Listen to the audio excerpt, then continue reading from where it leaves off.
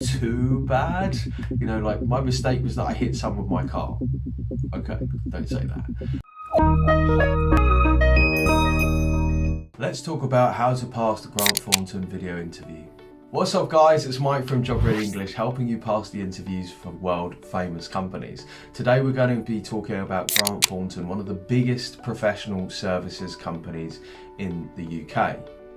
If you want to see more videos like this, don't forget to subscribe to the channel down below. And if you enjoy this video, please help us out. A lot of time goes into the research for each of those videos by clicking like and dropping a comment down below, if only with a helpful thumbs up, because that tells YouTube that we're cool.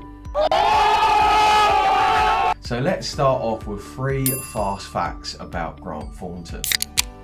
Fact number 1. Grant Thornton is the 6th biggest professional services company in the UK, with a total revenue of just over £500 million. Just to give you an idea of the difference in size and scale between the number 1 of the big 4 and then number 5, which is BDO, and number 6, Grant Thornton. PwC's revenue is closing in on about £4.5 billion. So it is a jump, but it is a sizable firm. Grant Thornton used to be number 5, but BDO has seen really rapid growth and they have since been leapfrogged. BDO is slightly ahead in terms of revenues, which have come out at about £550 million. Fact 2, in 1926 in the US, Alexander Grant founded in Chicago the start of the Grant Thornton.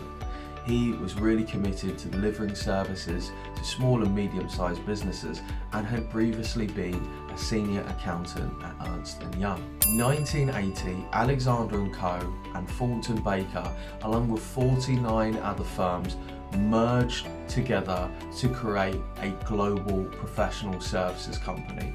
And to reflect this, in 1986, the name was changed to Grant Thornton. The interview process for Grant Thornton is pretty straightforward. It is a video interview.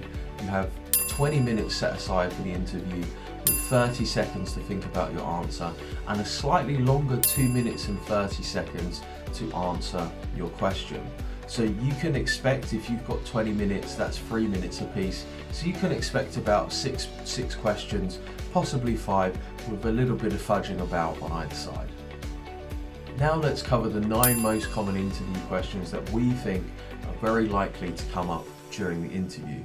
As ever, make sure you do your research. You can check out resources like Glassdoor, Wikijobs, Student Rooms to find out about the most recent and relevant source of information from other candidates who have recently sat the interview. For this one especially, we know that we're bang on the money because we literally have clients moving through the process right now as of September 2021. Question 1, why Grant Thornton? Comes up every time. Why do you want to work for this company? So you want to pick out 5 facts, find them out on the About Us on the website, on the annual report, on the acres of information that are out there. We also find a really useful resource for professional services in general, and anything to do with audit, tax and advisory. You can find that on Accountancy Age. So you want to put these facts together, string them together in a really nice answer for about 2 minutes and 30 seconds. You can probably run a little bit shorter. 2 minutes and 30 seconds is quite a long answer. If you're unsure how to find those facts, what you should do, check out the link in the description below to our Skillshare course. Our cover letters that get interview course, which I believe is only about 26 minutes, is really helpful for cracking this question. Question 2, how do you manage conflicts between you and your colleague? Conflicts are common in the workplace. These might be disagreements. These might be just somebody who you don't like and you don't particularly get on with. And it is to be expected, particularly in high pressure environments and scenarios. It's a question that we see come up quite frequently, particularly for investment banks. Some important things to think about with this. Number 1, identify the conflict. Number 2, try and find an opportunity to speak to that individual by themselves. Number 3, be objective, and if it's based around a quantifiable goal or measurable, then you want to come there with data. Number 4, be willing and ready to make compromise and to have an explanation as to why that you believe that you feel that you are right in this particular situation. And number 5, if they continue to be a dick, then you would just escalate it up to your manager and hope that they are competent enough to deal with the problem. Question 3, tell me about a time when you had to overcome a challenge. Now, anybody watching this video is going to have overcome a challenge in their life.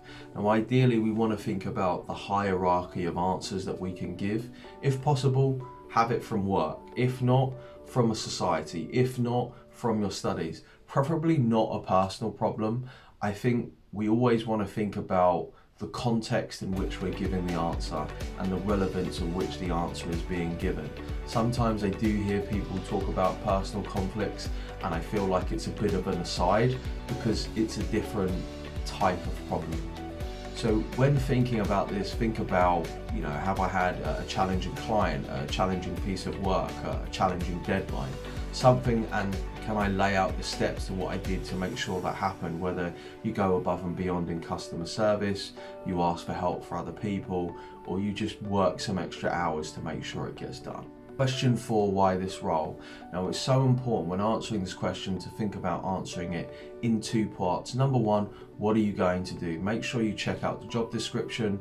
If you're applying for a professional services role, there's going to be a lot of information about that online. Personally, my favourite website is Prospects.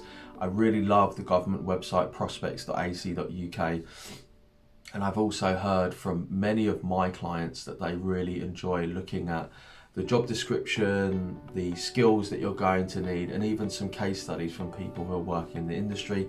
And of course, it's free. And then number 2, what skills would you need? And you can take that off the job description for the role, or look at something like Prospects or a job description with the same title but for a different company that provides a bit more information about what you're going to be doing. Generally, I tend to find that larger companies may work a bit more on trying to sell candidates on why this company and why it's cool to be with us and what you're going to get. Smaller and medium-sized companies will make more of an effort to kind of really explain the role in depth. This is what you're going to be doing day to day, this is the skills that you need, and so on and so forth. Question 5, tell me about a problem that you overcame in a team setting. Working as part of a professional services company is very much about being good at working in a team, and also being good at working in varied teams. A lot of times when we brief candidates who are going to do audit, tax or advisory, something we tend to stress with them is the nature of the work, which is heavily project based, and also it's very quick and very varied. Most people don't realise just how varied the work is. You could literally go to a client site and work there for 3 days with a team, and then go somewhere else for 2 weeks, and somewhere else and somewhere else. Now, if you worked at, for example, a FTSE 100 or FTSE 250 company, which is some of the biggest companies in the UK, you might be on a client for 3 months, but the chances are you're going to be working on lots of different clients, one after the other. So you need to be able to be pretty good at overcoming problems, fitting into the team, receiving instructions, seeking out help, and putting in the work where it is required, because it is frustrating to be a part of a team where some people clearly aren't pulling their weight, particularly if it's a small team and there's a tight net. Question 6, tell me about a time when you worked in a team.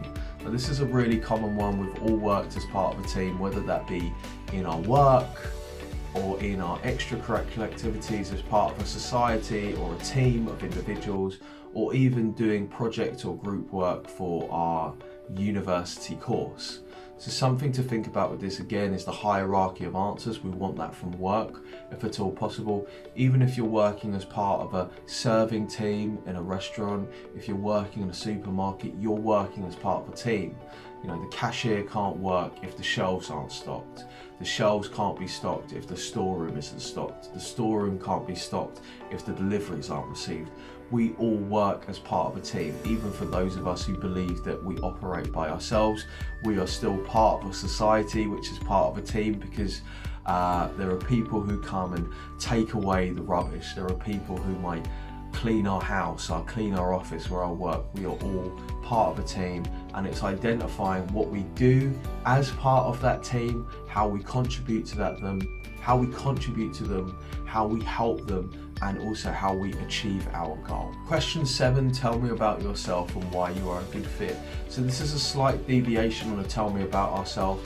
Hopefully up above me there's going to be a link to the Tell Me About Yourself video where you can go there and find an in-depth answer to this question, along with a handy worksheet for you to download for free to answer this question in full for yourself.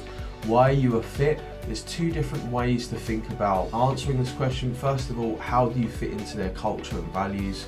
I recently did a video for Amazon where I stressed about the 14 management principles, but it's important to go and read the core values and to take away some of the language that is being used. I would tend to say a lot of the core values that I see for companies are kind of the same, you know, integrity, teamwork, excellence, innovation, responsibility, yada yada. I'm not saying that it's not true, because these are all really important things that we want to have in big companies and also represent as individuals, but they all have a slightly different spin on it, a slightly different language, or it could be you just identifying what are the best skills that you need for this role and why you're a good fit for that based upon your previous experience. Question 8, tell me about a current event in the news that affects Grant Thornton. I highly recommend that if you're considering working in the professional services industry, that you go and keep up to date with business news. You can do that through Accountancy Age, Accounting UK. There's loads of industry specific websites which deal with relevant news.